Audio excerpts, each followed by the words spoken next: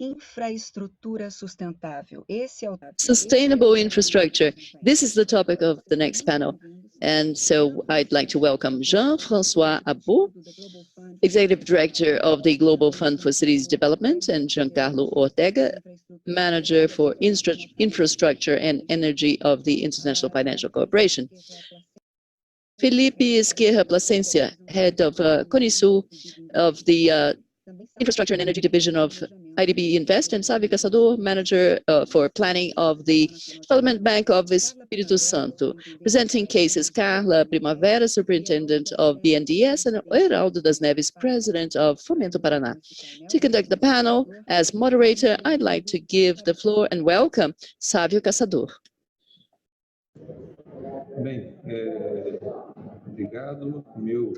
Thank you. Good morning, first of all. Good morning, everyone. And thank you very much, ABDE, for the opportunity of participating in such an important event for Brazil, for us to discuss Brazilian development. As such, I just would like to make a brief opening remark before we go to our speakers. We know that Brazil was one of the countries that grew the most until the 70s. We have this in statistics and books, etc. However, the Brazilian economy went through a very drastic decline in this growth since the 80s. So we're talking over 40 years of stagnation in Brazil. And there are several explanations, certainly, but one of them is low investment in infrastructure. ABDE understands that an important driver for the resumption of the Brazilian economy growth should go through infrastructure investments. Here we have a yellow traffic light. Operation of infrastructure can issue as much as 70% of greenhouse gases. This needs to be done, therefore, in a sustainable manner in line with the SDGs. Therefore, sustainable infrastructure is a proposal for the Brazilian development supported by ABDE and our members. So I'd like to invite our first speaker, Mr. Giancarlo, the Executive Director of the Global Fund for Cities Development. Thank you for your participation. You have 10 minutes. Thank you. Good morning. Thank you very much. I will speak in English, and I will share a PowerPoint presentation.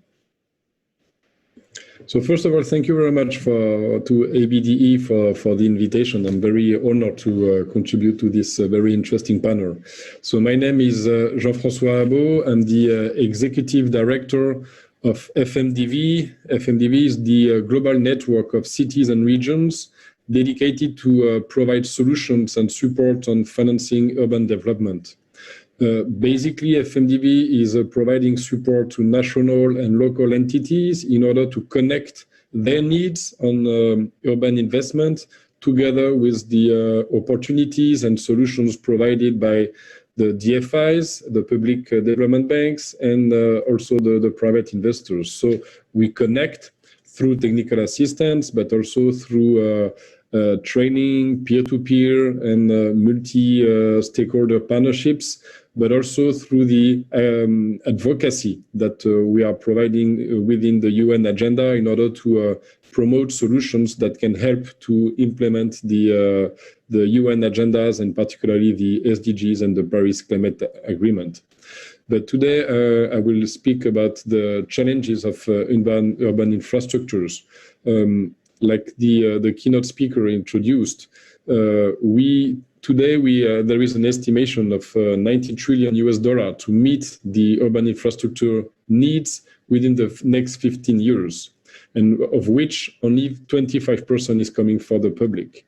But there is a market failure on infrastructure finance, meaning what we see on a daily basis at FMDV is that on one side, the public authorities, they have projects to be developed and infrastructures at local and national level. Every mayor has a dozen of projects on his desk to be developed and financed, but he cannot find the appropriate resources to answer to its territories. On the other side, we see more and more financial instruments, credit lines developed by public entities, investment vehicles developed by donors and private investors, but those instruments doesn't match either the target of financing urban infrastructures. So it's what I call the market failure. Both demand and the supply side are there. The projects are there, the investment vehicles are there, but there is still this gap. So many explanations can be raised for that. What we say is that there is a lack of capacities in formulating the projects. The public authorities have issues to formulate the projects in line with the condition of the investors and the donors. It's also a level of is that the infrastructure needs is below the investment level of the investors, which is roughly between beyond 10 million euros. So when a city has a project of 5 million, for example, it doesn't reach the level of investment of the donors of investors. So there are needs to see how to aggregate the needs of investment and how to structure strong pipelines of projects. And for that, we, as FMDV, we've worked for the last 5 years on the specific role of the financial intermediaries at national level in order to organize the pipelines of projects, to aggregate investment, and to structure the market and build the capacities of project leaders. And for this, we identify the development banks as policy and market makers for local development. As policy makers, because these public national development banks, and as FMDV, we work with the ones who are specifically working with the cities, what we call the subnational development banks, but I will call it today the development banks. So they are policy makers because they develop and drive national policies that are aligned with SDGs, and this through contributing to the national planning process regarding the financial and national policies to implement the SDGs at local level, but also through integrating the SDGs and the Paris Agreement objectives in their own strategies, in their standards, data, and reporting methodologies in their operating procedures. And this, it contributes to really create the appropriate policies to enhance the market of infrastructure in the countries. And there are also, in that sense, there are also market makers. And this, through consolidating the local and urban financial markets, through developing the enabling environment for urban investment, through improving the local capacities and the national capacities to formulate investment-worthy projects, through developing strong pipelines of projects, through encouraging blending finance and through partnering with international financial and private financial institutions. So these development banks for us are really crucial stakeholders that can really accelerate the investment needs on the infrastructures. And they are key stakeholders that are now recognized by the international UN agendas. Development banks have been integrated into the FFD, the Financing for Development agenda that led to the Addis Abeba Action Agenda. They are also been integrated into the new urban agenda after the Habitat 3. So the UN have recognized them as really accelerators potential to the infrastructure gap, but now we need also to consolidate them.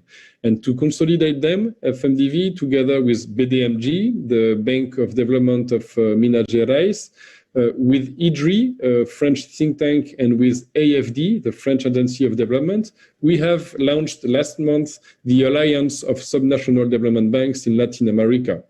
So the SDBs, which is also the public development banks, are diverse in status, financing models, and source of finance, but they share common objectives and beneficiaries and partners. Their main objective is really to contribute to financing the infrastructure gap and to support the beneficiaries to structure their capacities and also to structure the market in the countries. So the Alliance of SDBs was launched in April this year, so this month, by BDMG, FD, IDRI, and FMDV, with the ambition to reinforce the capacities to align the SDBs investment with the SDGs and the Paris Agreement, to boost the financial urban markets and develop the pipelines of projects, to develop a platform for dialogues and partnership with development finance institutions and with network of local governments. So through this, we really stress the importance of a multi-level and multi-stakeholders partnerships in order to reach the objectives of the international agenda and to help the project leaders, public project leaders at local and national level to meet the needs of the population and the infrastructures. So I will stop there and I will remain available for the question after that. Thank you very much, and we can unshare my screen.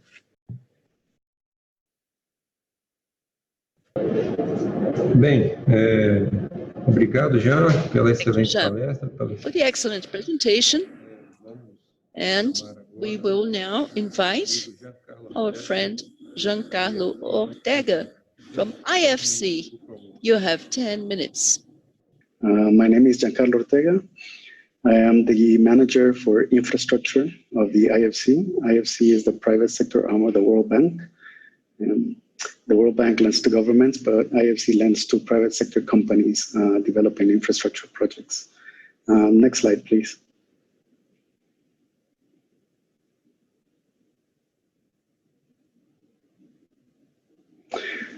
So the first slide, just to provide a little bit of a reminder of IFC's capabilities and what we do. Please focus on the left-hand side of the slide mainly. Clearly, our bread and butter is providing investment product all across the capital structure. We can provide senior loans on a project finance basis for corporate loans. We can also do mezzanine and subordinated financing. And also, and while not a lot of people know this, we also do equity investments. But I think one of our value added is our ability to mobilize capital, and both on equity and debt. And this is an important aspect when financing infrastructure. Jean-François mentioned about the huge gap between availability of projects and needs for financing, but financing supply. And we believe we have a strong role to play to mobilize and bring capital from institutional investors into infrastructure projects. Our syndication desk has access to about 60 plus co-financiers. This makes it very easy to lend alongside us. We basically act as a one-stop shop, coordinating and arranging all of the financing process. And we also have an asset management company, which you can see at the bottom of the left hand of the slide. This is an asset company that manages about $10 billion of equity on a private equity basis. We have the ability to bring potential equity partners alongside us to invest in projects and in the companies that we finance. Going forward, we're open to refinancing. We have a big appetite to grow our participation in debt capital markets. We believe stimulating debt capital markets to finance infrastructure is key to close the infrastructure gap. And we're also doing more sustainability-linked financings, green bonds, blue bonds, etc. Thank you. Last couple of years, and it resonated a lot with me when Jean-François was talking about market creators. our management, aligned with our strategy of creating markets, created a new unit that's called Upstream. And the objective of Upstream is exactly what Jean-François was mentioning. We like to intervene early in the process of either a project development to make sure that we can shape that project for it to become bankable, and for eventually to create a pipeline of investment projects in infrastructure. And we do this through different types of intervention. We do it through technical advisory. We support existing clients, share knowledge, share best practices, global expertise. For example, for Brazil, it could be relevant as we work with a water utility to help them devise a strategy on reducing non-revenue water, identify how to reduce that non-revenue water, identify the CapEx needs to do so, and then we would come in and finance such CapEx. So to a certain extent, we are creating markets and creating a pipeline of investable projects. We also do project co-development. Again, we can intervene and fund feasibility studies, or for example, for an introduction of a battery into a grid in Brazil. And in the most advanced types of partnerships, we can actually play a co-developer role. So we partner with a private sector company that's developing a project. We share development costs, and when the project reaches financial close, we are able to either provide financing or increase our equity stakes. Again, all of these geared at ensuring that we create bankable projects that then lead on to investment for us. Next slide, please. This is a quick look at our infrastructure portfolio globally. Most of what we do, about 80% of our exposure is in energy. Transport is number 2 at around 20%. And then there are 2 big areas that we're very focused in growing, especially in Latin America, but also Brazil. And one is telecom, media, and technology. And the other one is municipal and environmental infrastructure, which is very close to what Jean-François was mentioning in terms of urban infrastructure. Next slide, please. I want to tell you a little bit about strategically, what is it that we're trying to do at IFC Infrastructure? What are the development challenges that we see in Latin America that we are trying to solve? And there are basically 5 main themes. Again, connected to what Jean-François was mentioning, urbanization is one of them. I mentioned that municipal and environmental infrastructure is a priority growth area for us. Latin America is a highly urbanized continent with 4 mega cities, 80% population living in cities. So ensuring cities are able to keep up providing services with this inflow of population in a sustainable manner is key for us and for all of the development banks. In this sense, we work with the cities in helping finance projects on BRTs, aerial transport cables, electric mobility, and so on and so on. Digital connectivity. I think the importance of digital connectivity has never been more evident. Good bandwidth, good internet access is essential nowadays. We see a lot of potential in Latin America, and Latin America is overall behind other markets. There are statistics that have proven that, for example, a 10% increase in broadband penetration results in an increase in GDP capital of 1.5% per capita. So again, significant impact, plus it also helps to improve productivity. Climate is essential for us. By 2025, we expect all of our investments to be aligned with the Paris Agreement. This is at the heart of all DFIs. There is a huge need to keep greening the energy matrix to reduce greenhouse gas emissions, to allow or to foment climate resilience in vulnerable places such as the Caribbean. And this is something that we're extremely focused on. And then transport connectivity is also extremely important. And the Brazil cases and Colombia cases are especially. Movement of goods within countries is sometimes super expensive. It's incredible, but in Colombia, it's sometimes more expensive to move goods from Bogota to the coast than from other countries to export to China, for example. So again, these are the kind of five themes of developmental challenges that we're trying to address. Next slide, please.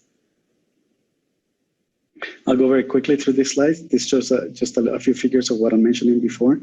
Look at the energy matrix in Mexico, 80% thermal, a huge need to green that energy matrix. Brazil, I mentioned, huge investment needed in transport, 1.6 trillion needed. Argentina, we've been working with the municipalities of Buenos Aires, for example, working closely with them in helping address the urbanization challenges. 91% of the population in Argentina is urbanized. Productivity, Central American countries, both in productivity and digital connectivity, lag and have huge challenges. Guatemala is 96 percentile, El Salvador is 98. And in terms of digital connectivity, the fiber optics market share is only about 4%. So again, this gives you a little bit of the flavor of the developmental challenges in the different areas of Latin America in these big 5 themes. Next slide, please. And if we now move to Brazil, which is the core of the conversation, for us, it's our largest market in Latin America, and it's evident the huge infrastructure needs. Look at the gap versus other countries in terms of access to sewage and access to water. Brazil lacks peers like Mexico, Turkey, Chile, neighbors like Chile, etc. And coverage of sewage is very low at 49%. The quality of infrastructure, which is a broader measure, is only 3%. It's only 3 out of 7. So there is a huge need to improve infrastructure. So COVID is likely to exacerbate the fiscal tight situation in Brazil. And as you can see, more funds need to go as a percent of GDP into infrastructure. You have a beautiful product in the infra debentures in a fantastic domestic market, but will it be enough? So this leads to a solution. Listen, we need increased private sector participation to fund the gap. And that opens the opportunities for us, development financial institutions, to mobilize such private capital, work together jointly as opposed to compete to close this gap. The pie is big enough. Next and last slide, please. And in terms of cooperation with DFIs, and just focus on the right-hand column, please.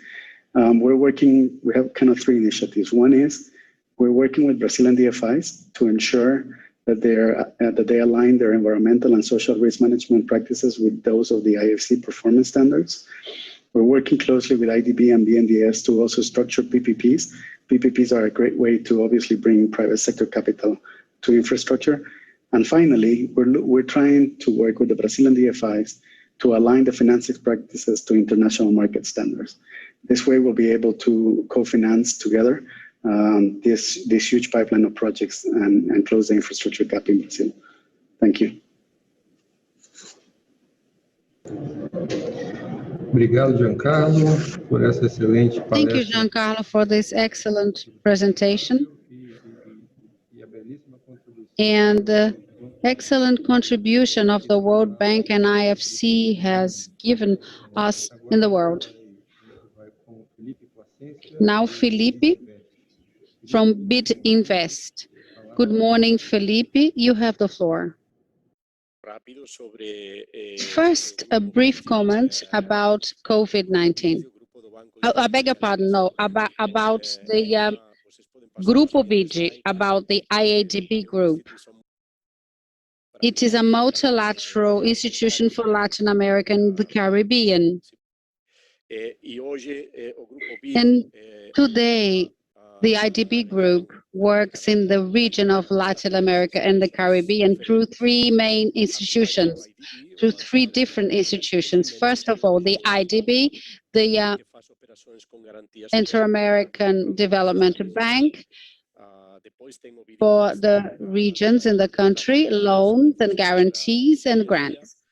Then we have IDB Invest, and in which we have operations with the private sector. Without guarantees, we loan money to private companies and also public capital companies in the region. And a third area of work is the IDB Lab, involving development of businesses and innovation systems. The IDB group has 47 shareholders, 26 of which are the 26 countries of Latin America and the Caribbean, from Mexico to Argentina. It holds 54% 54% of the capital is in the hands or is held by Latin America and the Caribbean member countries.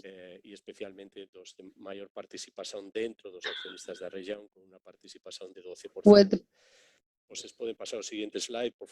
next one, please. Some numbers, figures. The IDB Invest, we manage $14 billion and 401 projects financed in our portfolio. Brazil represents around 20% of our portfolio.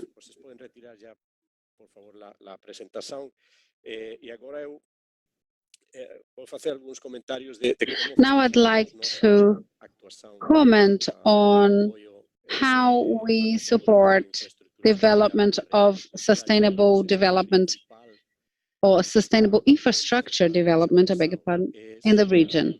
This core of our work is to attract private capital to financing infrastructure. As Giancarlo mentioned, there is a need for infrastructure, and between 2008 and 2017, Latin American Caribbean countries invested in infrastructure around 2.8% of GDP, a number that is well below what's being invested by other countries in other regions in the world, such as Central Asia, Middle East, North Africa, etc. So they are investing over 5%. The estimates that we have and that many organizations publish is that LAC needs to invest between 5 and 7% of the GDP in a sustainable manner along the next 15 years. This means doubling the volume of investment in the period 2008-2017. And this will not be possible, or it will not be possible only through public investments. And so attracting private capital is the central axis of our operation. So as a group, we work in coordination along two very clear lines. The first is the need for structuring bankable projects and viable projects in the private sector. And IDB works through a central unit for PPP advisory office, working with countries to develop and create regulatory frameworks and legal frameworks that allow for the development of such structures. On the other hand, we work also with governments in the region in the structuring of specific projects. On the other hand, as BNDES Invest, we provide financing for projects developed by the private sector in market conditions, generally with project finance, long-term project finance structures, with a particularity that is to always seek co-financing with other market institutions, and a focus, special focus on developing infrastructure that will allow bringing capital markets to the structure. And so in 2018, we developed 2 operations in Brazil for financing of renewable energy, in which we provided a guarantee for the issuance of a debenture in a way that we took on the risk, the project's risk, and the investor purchasing debentures was purchasing debentures while we run the risks. And so the investments came on board at an initial phase, and because generally capital markets don't want to run this risk, and we also extended the deadlines because the market, or longer deadlines, we extended the deadlines. And so to end the last comment related to our work, our collaboration work, permanent collaboration with other multilateral development institutions, DFIs, and local development banks in the region. Working jointly is also a central part of our strategy on all the aspects that I mentioned. So we participated together with IFC and with BNDES on a facility, a mechanism for the structuring of projects. So we, at IDB, we are working with Caixa Econômica Federal on the FEP fund for the structuring of water and sanitation projects with subnational entities. On the other hand, we are seeking always to maximize efforts and looking for co-financing opportunities. So in Brazil, we already co-financed several BNDES projects, and with Caixa Econômica in the water and sanitation.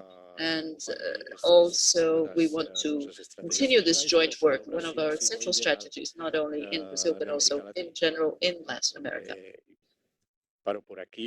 I'll stop here, and I'm available for questions. Thank you. Thank you, Felipe, for the excellent presentation on the role of BD Invest and what you've been doing in the past few years. And it's remarkable how BD Invest has increased its participation in Latin America. I remember a recent case of cooperation with the BDMG colleagues for the structuring of the issuance of green bonds, which is so relevant today. Now we will move on to some cases, subnational cases and national cases, to show the importance and how ABDE has been working so that the national development system has been working very strongly nationally and regionally. So we will start with Carla Primavera from BNDES, who is going to talk to us about what BNDES has been doing regarding sustainable infrastructure. Carla, you have 5 minutes. Good morning, Sávio.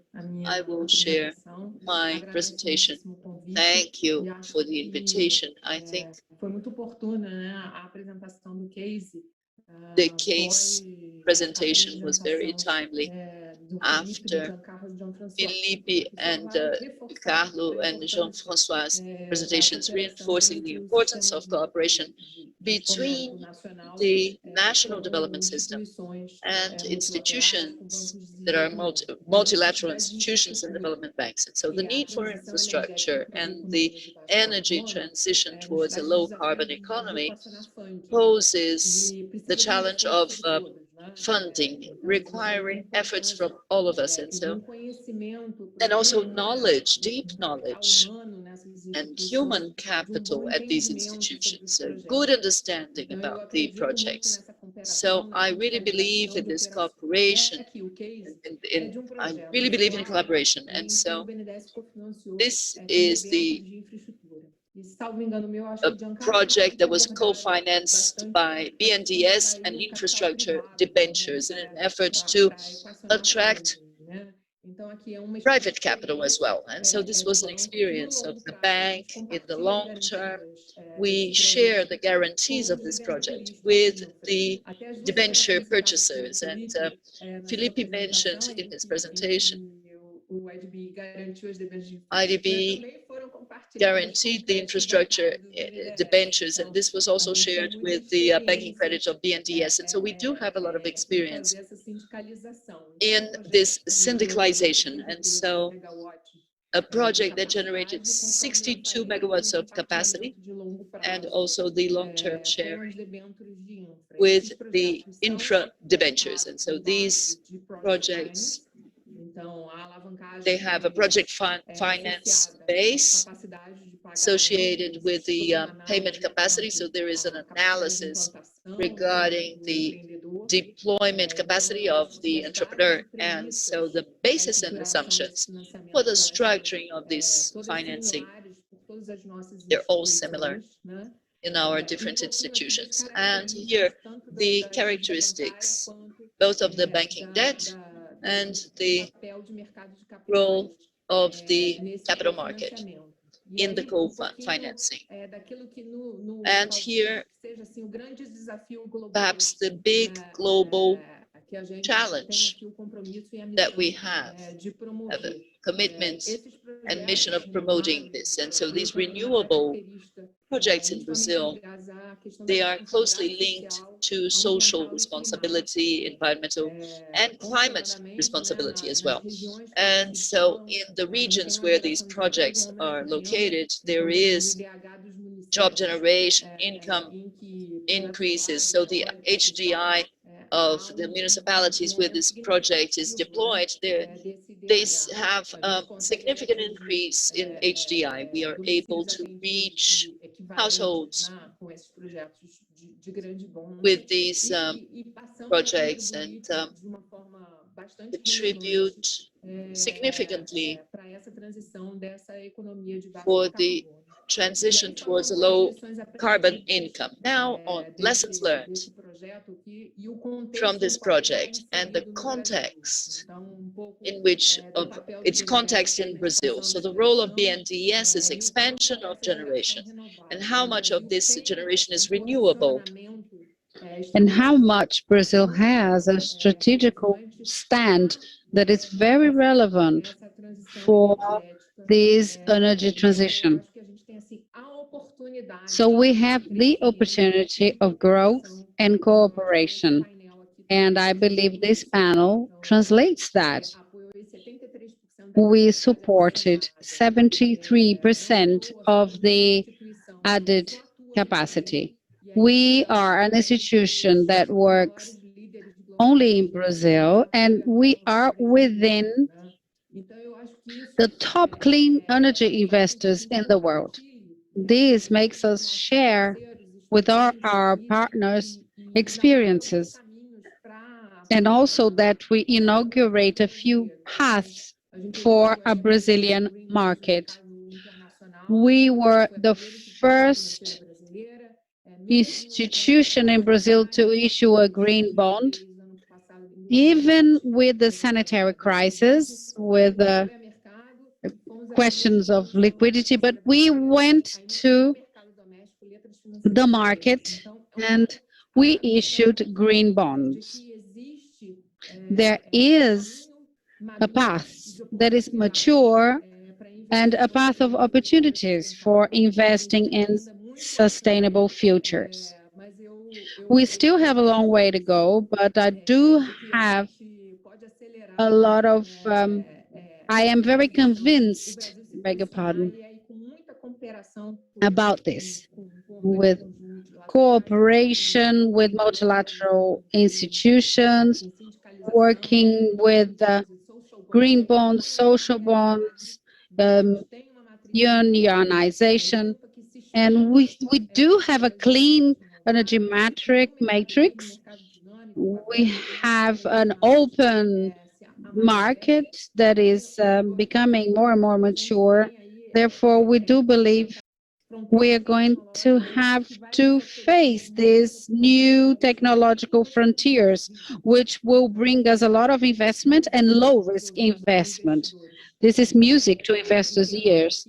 So I'm not sure whether I am late, such little time, but to talk about so many interesting things. I thank you for my invitation, and I am available for questions. Thank you, Carla. Obrigado, Carla. Thank you, Carla. You're on time. Don't worry. So BNDES participation is great. This participation of connecting with what is done abroad and bringing it to Brazil, this is important. The partnership that BNDES has with subnational entities. So it is great to hear these possibilities at the local level. Thank you, Carla. Now, Mr. Heraldo Neves from Fomento Paraná to talk to us about their work in terms of sustainable infrastructure in the south of the country. Good morning, Heraldo. Floor is yours. Good morning, all of you. I'd like to salute you, Sávio, Caçador, also Carla, a partner in BNDES. I'd like to salute all other banks in this panel.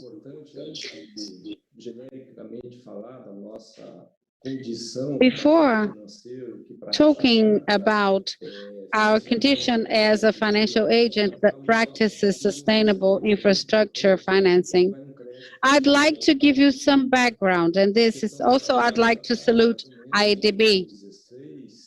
In 2016-17, Luciano Schwarzman from ABDE spoke to us about the possibility of a partnership and an activity in partnership with this bank that brought about a cooperation term of $50,000 with a German agency. And this was used to address in our institution the culture of the sustainable agenda. So we started and went through this sustainable agenda. Based on this cooperation, we had some important results, and I'd like to talk about a few of them. We have an office focused on a green agenda.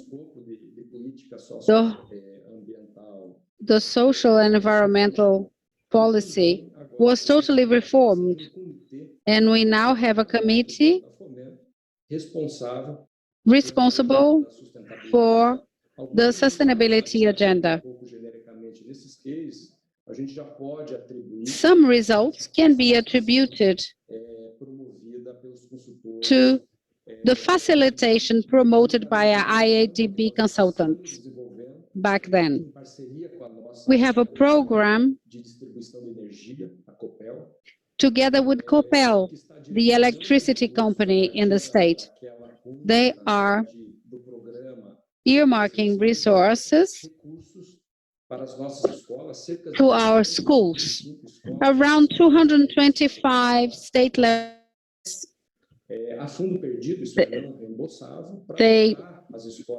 It is a non-reimbursable financing project under the program of energy efficiency. We also have a counterpart with the local government so that we provide energy to the schools with photovoltaic panels, part of a program that we call Escola Energia Zero, or Schools Zero Energy. So this all started with the implementation or awareness raising about sustainability in bringing it into our culture here. Well, our main portfolio is around 1 billion reals in this portfolio, and we added items related to sustainable infrastructure, such as Today, we finance LED lighting for cities. We finance photovoltaic panels for equipment in town halls and local governments. We are 390 something cities or municipalities. Another important project had to do with our basic portfolio to municipalities. And one of the most important ones has to do with paving projects. Many local governments want to work in this area. Paving has a very strong cutout with sustainability. Yes, we include in this project accessibility, mobility, water galleries, etc. All this part of our financing paving, I beg your pardon. One last example has to do with the agriculture bank or the producers bank. So we are also financing photovoltaic solutions to farmers. The state of Paraná also produces a lot in the area of livestock raising, both in all areas of livestock raising. And we are also financing this area also at zero interest rates. So these cases were very much linked to our partnership with ABDE. We can provide you details if you like, and I give the floor back to Sávio Caçador and thank for the opportunity of participating. It is great to see how much Fomento Paraná is a successful case in development at the subnational level. Now we will go to the final remarks of our panelists. 2 minutes to each one of them. Jean-François, 2 minutes for your final remarks, please. I'll try to be even shorter. I think it was very great to hear all of you, and what I got from it is the importance of the multi-level partnerships, gathering DFIs, private investors, national public banks, and local authorities in order to co-design the projects and to co-design the financial strategy to finance it. And I think Giancarlo also mentioned how IFC is doing this, and this is for me the key. We need to break the silos and to open the collaboration between the different partners. And I will stop there. Thanks.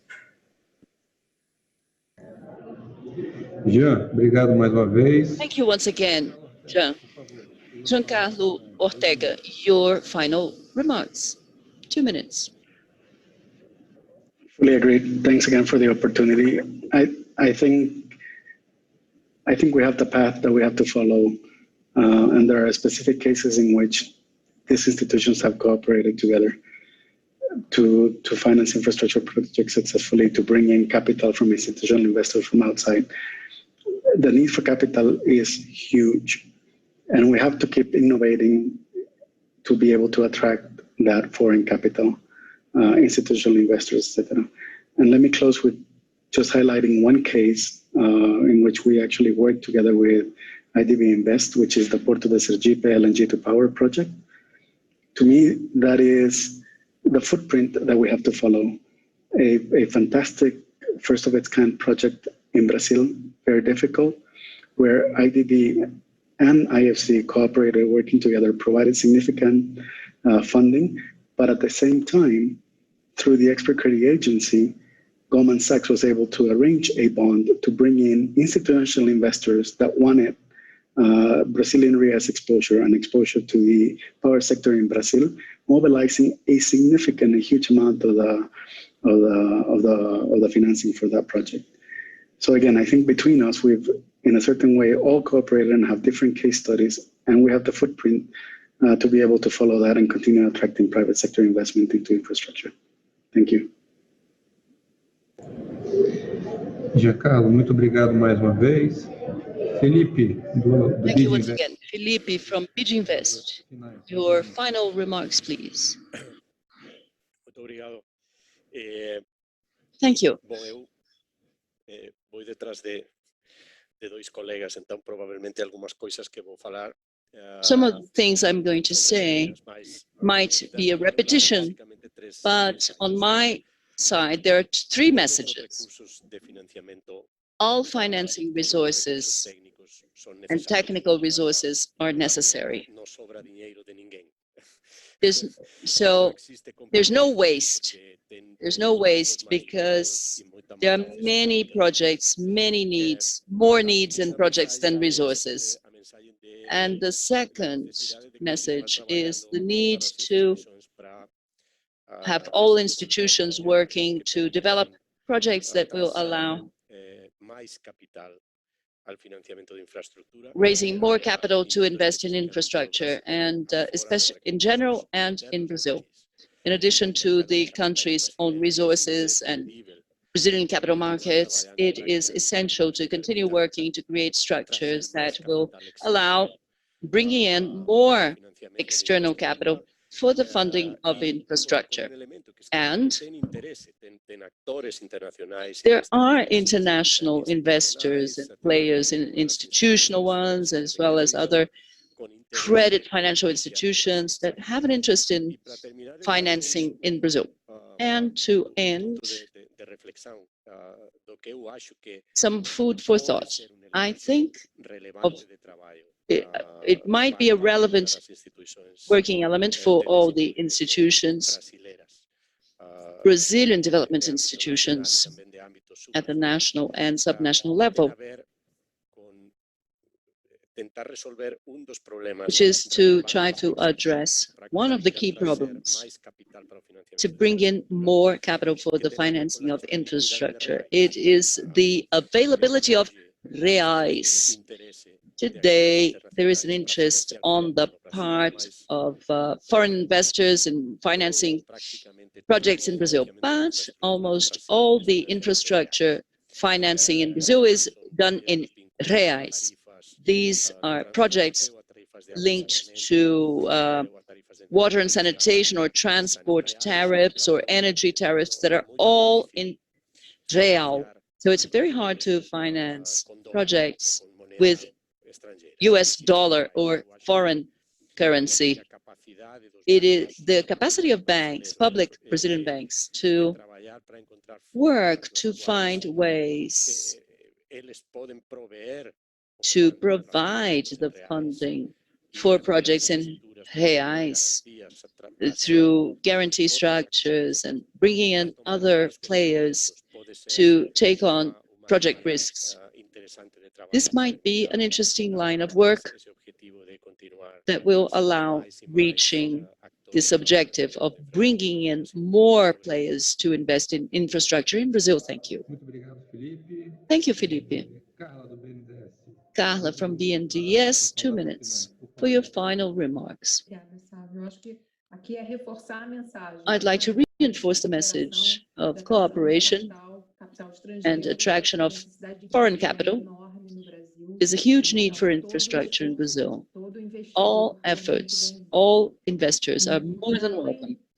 And beyond the need itself for infrastructure and the infrastructure gap that we need to bridge, there is an opportunity for resuming Brazilian growth and contributing to a low-carbon economy. So the national development system has the human capital. BNDES has many experiences and maturity with the multilateral institutions and international development banks. So together, offering to private capital and Brazilian capital markets a good understanding, a good pricing, and estimates of the risks of these projects. We are capable of doing this. This is our mission at each of our institutions, and so we can take a sustainable development post-COVID path. Thank you. And I think, so that's the word of order, cooperation. And now, Heraldo. Yes, cooperation is the key word. The recovery of economic activity without cooperation and in cooperation without additional resources, especially from multilaterals, and will not be successful. Fomento Paraná it includes in its private portfolios, except for our public portfolio, with its own resources here at the institution. So the private lines of the private portfolio, we basically do this with intermediated resources. Still on sustainable infrastructure, we intermediate. BNDES are our main partner. 80% of our national mobilization is BNDES. We offer all lines possible for the financing of infrastructure, of course, with a focus on sustainability, with the intermediate BNDES, automatic BNDES, climate and others, and we intermediate FINEP, innovative procurement, and we are now looking for international resources. We have great capacity for leverage, over 1 billion and possibilities for us to raise resources and injecting this in our economy with a focus on sustainability. And so this is how we're going to work, preferably, mobilizing external resources. And so I'd like to end here. Sávio, thank you for the opportunity, and also thank you to ABDE once again. Thank you, Heraldo. And to conclude our panel on sustainable future, I'd like to thank on behalf of the Development Bank of Espírito Santo the invitation to moderate this important panel at this incredible event organized by ABDE. Thank you for Giancarlo, Heraldo, Carla, Jean-François, Felipe, and so the ABDE colleagues have given me the hard task of trying to summarize everything that's been said in this brilliant event.